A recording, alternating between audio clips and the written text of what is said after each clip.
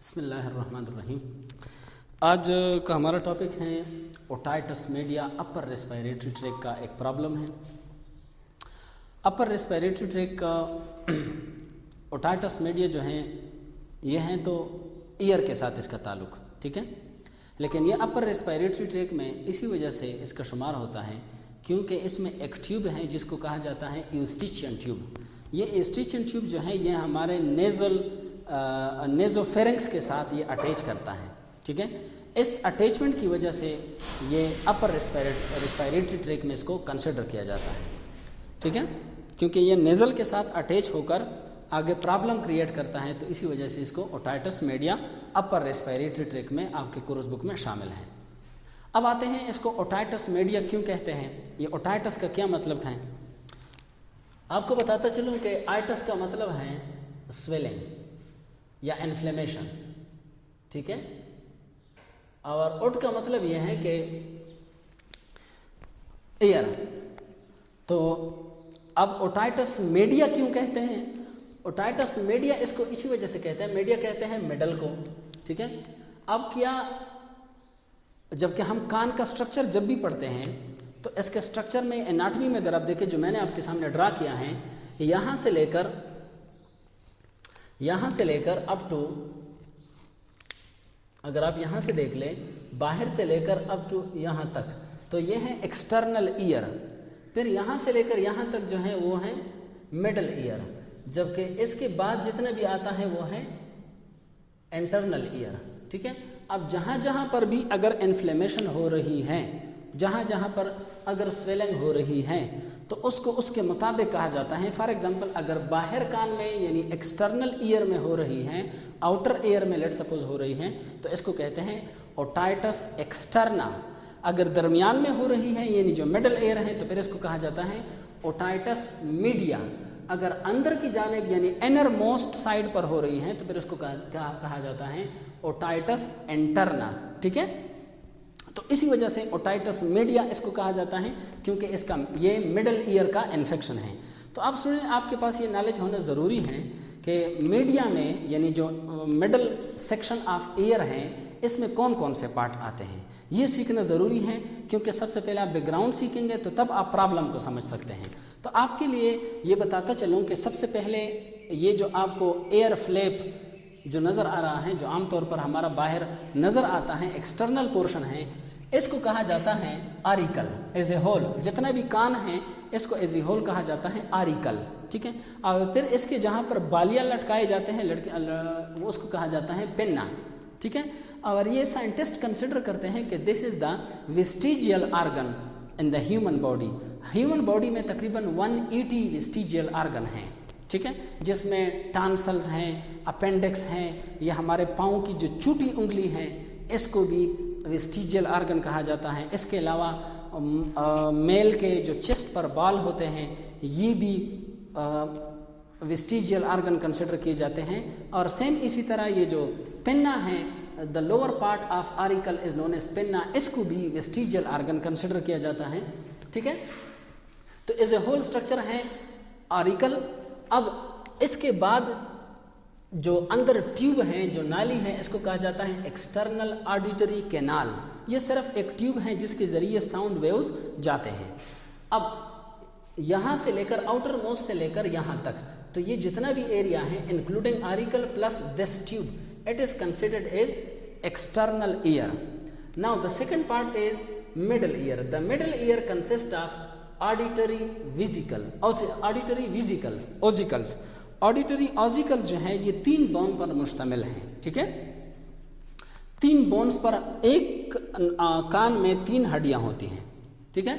तो उसके अपने अपने स्पेशल नेम्स हैं, और साथ में कान का पर्दा होता है जिसको कहते हैं टेम्पेनिक मेम्ब्रेन। तो देखो ये सिर्फ मिडल ईयर हो गया, ठीक है। और थर्ड नंबर पर जो इनर ईयर है, इनर ईयर में ये सीमी सर्कुलर कैनाल होते हैं और कॉक्लिया होता है, ठीक है। और इसके बाद ऑडिटरी नर्व होता है, वो ऑडिटरी नर्व आगे मैसेज ब्रेन को भेज देता है। तो मिडिल ईयर में टेम्पेनिक मेम्ब्रेन, 3 हड्डियाँ और साथ में यूस्टिचियन ट्यूब, ये तीनों चीज़ें मिलकर मिडल ईयर बनाते हैं। अब चूंकि ये है आपका बैकग्राउंड कि आप समझ सके कि इन मिडल ईयर में हम यहाँ पर प्रॉब्लम को पढ़ेंगे। अब ये जो मिडल ईयर में प्रॉब्लम्स हैं तो वो किस ट्यूब के साथ हम स्पेशली ओटाइटस मीडिया में पढ़ेंगे, वो स्पेशली हम पढ़ेंगे यूस्टिचियन ट्यूब के। अब यूस्टिचियन ट्यूब जो है जो नीचे आ चुका है, कहाँ पर ये आगे खुलता है नेजोफेरिंक्स में, ये जो उनके दरमियान कनेक्शन का काम करता है। What is eustachian tube? It is the tube that connect air या that connect the middle air with the nasopharynx area. अब इसके ये जो यूस्टिचियन ट्यूब है, इसमें अगर अंदर की जानिब स्वेलिंग हो जाए, स्वेलिंग, ठीक है, इसके अंदर जब अंदर की जानिब इसमें स्वेलिंग हो जाए तो this is known as otitis media. ठीक है, उम्मीद है आपको मैंने पूरी तरह नॉर्मली एयर का स्ट्रक्चर भी बता दिया और पर प्रॉब्लम भी बता दिया कि ये प्रॉब्लम हम इसमें यूस्टिचियन ट्यूब को खासकर पढ़ेंगे। अब सवाल ये बनता है कि इसकी वजह क्या है कि ये यूस्टिचियन ट्यूब जो है ये इसमें स्वेलिंग होती है। तो उसके बैक्टीरियल रीज़न भी हैं, ठीक है, बैक्टीरिया से भी ये हो सकता है, ये वायरस से भी हो सकता है, ये एलर्जी से भी हो सकता है अगर इसमें जो म्यूकस मेम्ब्रेन है अंदर की जानिब ये। इसके अलावा ये फ्लू ज़ुकाम से भी हो सकता है। इसके अलावा ड्रिंकिंग वाइल लेइंग डाउन, आमतौर पर जो बच्चे होते हैं वो जब वो तो हम हर वक्त जो है ना लेटे रहते हैं, तो उनको लेटे लेटे जो उनको दूध दिए जाते हैं या उसका जो पोजीशन होता है, साइंटिस्ट ने बाकायदा जो है उनके तरीका बताया है कि बच्चे को दूध कैसे दिया जाए। तो वो तरीके के मुताबिक अगर आप नहीं देंगे तो उसमें ओटाइटस मीडिया का ख़तरा आ जाता है। तो आमतौर पर ये जितना ये प्रॉब्लम जो है ये 80% जो है ये बच्चों को होता है। अब ये बच्चों को ये क्यों होता है ज़्यादातर, एडल्ट को बहुत कम होता है, एडल्ट को कम होता है, बच्चों को ज़्यादा होता है। इसके 2 रीज़न्स हैं। वो ये है कि ये जो यूस्टिचियन ट्यूब हैं ये सारा कमाल इसमें है क्योंकि इसमें मिडल एयर में हम सिर्फ इसके साथ कंसर्न रहेंगे। प्रॉब्लम इनका है न कि ऑडिटरी ऑसिकल्स का है, ठीक है। अच्छा, इसमें 2 वजह हैं। एक तो ये है कि बच्चों में ये शार्ट होता है और दूसरी बात ये है कि ये हॉरिजॉन्टल होता है। अभी आपको नज़र आ रहा है ये थोड़ा सा तिरछा है और इस पोजीशन में है कि अगर इसमें स्वेलिंग हो भी रही है या इसमें म्यूकस अगर बना भी है, नव पस अगर बन भी गया तो वो सीधा नीचे आएगा। लेकिन बच्चों में आमतौर पर ये हॉरिजॉन्टल होता है, तो हॉरिजॉन्टल होने की वजह से फिर उसमें वो बहाव नहीं होता जो एडल्ट में पाया जाता है। इसी वजह से ये 80% बच्चों में पाया जाता है। अच्छा, रिस्क फैक्टर इसकी क्या है, आपको कहाँ कहाँ से कौन कौन से ऐसे फैक्टर्स हैं कि जिसमें आपको ओटाइटस मीडिया ज़्यादातर होगा।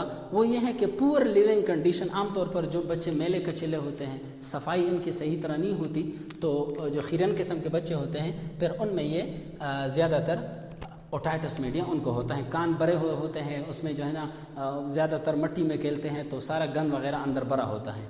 और इसके अलावा यंग चिल्ड्रन को ये ज़्यादा होता है जिस तरह आपको बता दिया। इसके अलावा जेनेटिक फैक्टर भी इसमें इन्वॉल्व हैं, जेनेटिकली भी। फॉर एग्जांपल कुछ बीमारियां हैं, टर्नर सिंड्रोम है, क्लाइनफिल्टर सिंड्रोम है, डाउन सिंड्रोम है, ये 3 ऐसी जेनेटिक फैक्टर्स हैं। लेकिन इनमें जो डाउन सिंड्रोम वाले बच्चे होते हैं, डाउन सिंड्रोम में उन बच्चों में देखा गया है कि उनमें ओटाइटस मीडिया ज़्यादा तौर पर होता है, ठीक है। और डाउन सिंड्रोम क्या है ये इंशाल्लाह हमारे अगले चैप्टर के टॉपिक है। अब इसके अलामतें क्या है, साइन एंड सिम्टम्स, कि आपको होता क्या है। आमतौर पर चूंकि ज़्यादातर बच्चों को होता है, बच्चे जिनके घरों में होते हैं वो ज़्यादातर जानते हैं कि बच्चे अक्सर व बेशतर जो हैं, माएँ तकरीबन आधे या 80% तक तो वो भी साइंटिस्ट होते हैं, वो भी जान लेते हैं कि घर बैठे बैठे वो भी डॉक्टर बन जाते हैं। वो कभी कभार जब बच्चा ज़्यादा रोता है तो वो कान पे वो उंगली रख के उसको यूँ मलते रहते हैं। अब ये मलना जो है फिर इससे अगर बच्चा, हम क्योंकि बच्चा बोल नहीं सकता, अब माँ को पता नहीं है पेट में दर्द है, पाँव में दर्द है, आँख में दर्द है, भूखा है, प्यासा है, क्या मसला है इसको, तो वो कभी इनके एक चीज़ दबा दे। तो ज़्यादातर माओं का ये तजर्बा होता है कि वो इसके कान पे हाथ रख के उसको यूँ वाइब्रेशन देते हैं, तो एज अ रिज़ल्ट बच्चा खामोश हो जाता है। तो तब इनको फिर पता चलता है कि ये तो इनके कान का प्रॉब्लम है। तो आमतौर पर बच्चा जो है इसमें ज़्यादातर वो क्राइंग, ज़्यादातर बहुत सेवेयर रोता है। और दूसरा यह है कि स्लीपलेसनेस, उसको नींद नहीं आती, क्यों, डिस्टर्ब हैं, उसके अंदर जो है ना इसकी स्वेलिंग जब हो जाती है तो उसमें नाव पस पैदा होता है, पस से फिर बैक्टीरियल ग्रोथ वहाँ पर होती है, एज ए रिजल्ट दर्द पैदा हो जाता है, क्योंकि इम्यून सिस्टम वहाँ पर बैक्टीरिया या वायरस के साथ पूरा एक उसका बैटल जारी होता है, तो एज ए रिजल्ट जो है बच्चा सो नहीं सकता, कान में दर्द हो रहा है। दूसरा एयर पेन भी होता है, बच्चा सो नहीं रहा। फुलनेस ऑफ एयर, जाहिर बात है अंदर जो है नाव से भरा हुआ है, फुलनेस ऑफ एयर जाहिर होता है, और ये साइड जो है बारी जैसा महसूस होता है, तो फुलनेस ऑफ एयर महसूस होता है ये, लेकिन ये तो तब महसूस होता है जब बंदा बड़ा हो। अच्छा, लेक ऑफ बैलेंस, किसी भी बंदे में कान के जो दो फंक्शन होते हैं, एक होता है सुनना और दूसरा होता है बैलेंस बरकरार रखना। मैं जो सीधा खड़ा हूँ, आप जो सीधे बैठे हैं, it is because of your ear, या पहली दफ़ा है जो सुन रहे होंगे, हमारा कान जो है हमें बैलेंस भी प्रोवाइड करता है। हम जो रास्ते पे जाते हैं तो जो हम जर्की मूवमेंट नहीं करते या जो है ना इस तरह टेढ़े नहीं होते, ये सारा मैसेज जो है हमारा कान प्रोवाइड करता है, जिसको कॉकलिया कहा जाए। ये कॉकलिया जो है आगे फिर ये इसका फंक्शन है। तो जब आप में मिडल एयर में ये डिस्टर्बेंस पैदा हो जाए तो एज ए रिज़ल्ट जो है आपका बैलेंस भी ख़राब हो जाता है। इसके अलावा आपको टेम्परेचर भी पैदा हो जाता है। टेम्परेचर क्यों हो जाता है? ये इम्यून सिस्टम का रिस्पॉन्स होता है कि वो आगे जरासीम के लिए अनफेवरेबल एनवायरनमेंट पैदा करने के लिए टेम्परेचर को थोड़ा सा बढ़ा देते हैं। आगे है हेयर एंगलाज। आप जो है ना फिर सही तरह सुन नहीं सकते, ठीक है। हेयर एंगलाज क्यों बड़ा हुआ है, ठीक है, तो आपको तकलीफ होती है। सेवियर कंडीशन ये है कि ये सारा का सारा ये जो एरिया है ये बिल्कुल सारा ऊपर भी आ जाता है, और बाकायदा फिर सेवियर केस में इतना तक हो जाता है कि ये नाव जो है बिल्कुल ऊपर बाहर गिरता है, बाकायदा पस आ रहा होता है।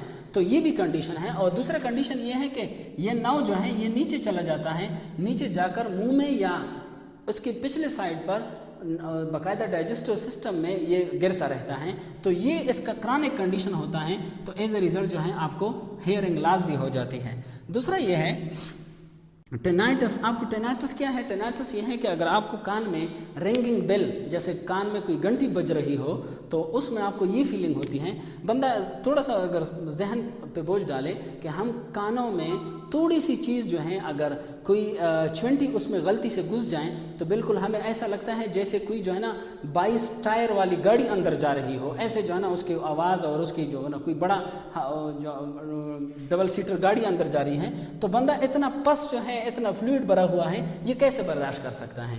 तो टेनाइटस के ये है कि आ फीलिंग ऑफ रिंगिंग बेल। दूसरा ये है नाजिया, आपको बुक जो है वो आपका ख़त्म हो जाता है। इसके अलावा लाज ऑफ एपिटाइट भी होता है। और इसके अलावा जो है आपका दिल जो है, तो हम कहते हैं दिल मेरा कच्चा कच्चा सा हो रहा है, it is due to the nausea problem. और यह फ्लूइड लीकेज, क्रॉनिक कंडीशन में फ्लूइड भी बाहर निकलता रहता है। अब यह है कि इसका इलाज क्या करें? इसका इलाज ये है कि इसके लिए एंटीबायोटिक इस्तेमाल किए जाते हैं, ठीक है। एंटीबायोटिक इस्तेमाल किए जाते हैं। बैक्टीरियल प्रॉब्लम है तो उसके लिए ये इस्तेमाल किए जाते हैं। अगर फंगल है तो उसके लिए भी एंटीबायोटिक इस्तेमाल किए जाते हैं। डीकंजेस्टेंट ड्रग इस्तेमाल किए जाते हैं। डीकंजेस्टेंट किसको कहते हैं? वो ड्रग्स क्योंकि अंदर स्वेलिंग हो चुकी है, अब इस स्वेलिंग को वापस करना है ताकि जो ट्यूब जो है ये खुल जाए, तो इसके लिए डीकंजेस्टेंट ग्रुप ऑफ ड्रग्स हैं वो इस्तेमाल किए जाते हैं। सर्जरी भी की जाती है जिसको मेरिंगोटोमी कहते हैं। वो ये है कि इस एयर ड्रम को, ये जो टेम्पेनिक मेम्ब्रेन है, इसको पंचर कर देते हैं। पंचर करने के बाद अंदर जितना भी फ्लूइड है ये खींच लेते हैं। खींचने के बाद साफ़ करके, क्योंकि ये जो टेम्पेनिक मेम्ब्रेन है ये कुछ अरसे के बाद फिर जो है बहाल हो जाती है, ठीक है। इसको कहते हैं मेरिंगोटोमी। अच्छा, इसकी भी दो प्रॉब्लम है, दोनों हो सकते हैं, एक्यूट भी हो सकते हैं, क्रॉनिक भी हो सकते हैं। एक्यूट ये है अगर जल्दी ठीक हो जाए और तकरीबन जो है ना लेस देन 3 वीक अगर टाइम हो। अगर क्रॉनिक ये है कि 3 महीनों से ज़्यादा हो, तो फिर ये क्या बन जाता है? 3 महीनों से, और ये 3 वीक है, 3 हफ्तों से, 3 महीनों से अगर ज़्यादा हो जाए तो फिर ये क्या है? Chronic otitis media. उम्मीद है कि आप समझ चुके होंगे। इसके लिए यह है कि आप जो बकाया प्रॉब्लम है, फॉर एग्जांपल एयर पेन है, तो इसके लिए आप एनाल्जेसिक ड्रग इस्तेमाल करें जिसको आइबुप्रोफेन कहते हैं। ब्रोफेन आमतौर पर दिए जाते हैं। फेवर है, अगर फेवर हो रहा है तो एंटीपायरेटिक ड्रग्स, पेनाडोल वगैरह दिए जाते हैं। और बैक्टीरिया है तो इसके लिए क्या करें? इसके लिए एंटीबायोटिक का इस्तेमाल करें। उम्मीद है आप समझ चुके होंगे। किसी किस्म का कोई क्वेश्चन हो तो जवाब दीजिएगा, कमेंट कीजिएगा। तब तक के लिए अल्लाह हाफिज़।